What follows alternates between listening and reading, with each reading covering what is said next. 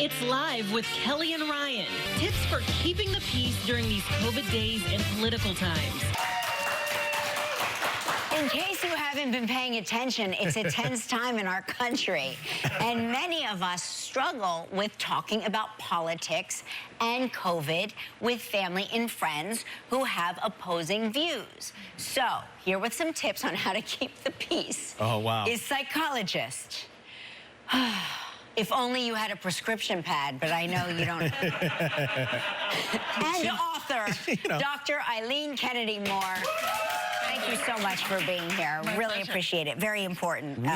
Can't wait to hear. Yes. How does one keep the peace with a family that has differing opinions and views in these tough times? Well, honestly, a lot of families are going to be working very hard not to talk about politics right now. And it makes sense to focus on the things that bring us together, our experiences, our interests, the people that we care about. So many of us, though, can't be together because of the pandemic that we are facing and still facing, and the endless seeming pandemic. So it's hard to not get into talking about that and talking about politics when that's sort of at the forefront of why we're so separated. Sure. And we can definitely have the option of diffusing whatever comes up. So if someone brings up a topic and you just don't want to go there, you say, or you say, you feel very strongly about that, which means nothing, and then you change the subject.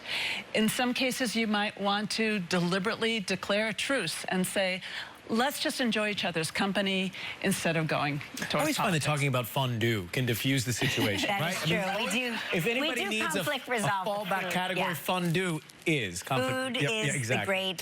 What about those who read a conspiracy theory or see a rumor and believe it and are really hardcore about pitching it as truth? What do you do in that situation? That is really hard, and it depends on your relationship with that person. If you don't know them that well, just step away, because you're very unlikely to persuade them. If it's somebody that you love or are close to, you might want to try to have that conversation. But remember, a frontal attack is not going to go anywhere.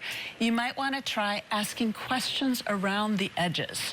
So you could ask something like, well, usually, unfortunately, there is a usually about this, when we see situations where many children are getting hurt, what happens? We have victim statements all over every media. We see the FBI rushing in and confiscating whatever they confiscate, and the lawyers sharpen their pencil, and we have all these lawsuits. So why isn't that happening now?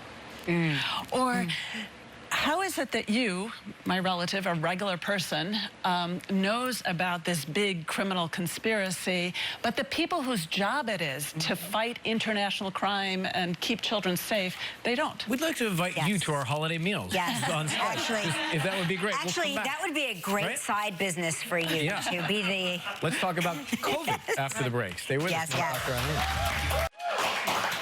See, we were just saying this shows you how smart we are, because look at where we're seated. We're seated in the smart people chairs. We're closer to the earth. Correct. COVID safety measures are politicized. As we were talking before, Dr. Eileen Kennedy Moore is here to help us handle differing precaution opinions. Some people refuse to wear masks. What do we do if it's the holidays and we are planning on seeing some family members that refuse to wear masks? So we need to have a lot of conversations and a lot of compassion for different people. If you are the one who's on the more cautious side, then you might need to ask directly for what you need. Could we all get tested beforehand? Would everybody be willing to wear masks? Can we meet outdoors? Can the cook wear a mask and make individual servings? There are a lot of things that we can do to try to be safer. And if you really can't go there, then use I statements and say, I'm so disappointed I won't be with you, but I really can't risk it. And I'd love to come in pop in by Zoom. Right. And if you're on the less cautious side, try to ask, what can I do to make you feel more comfortable?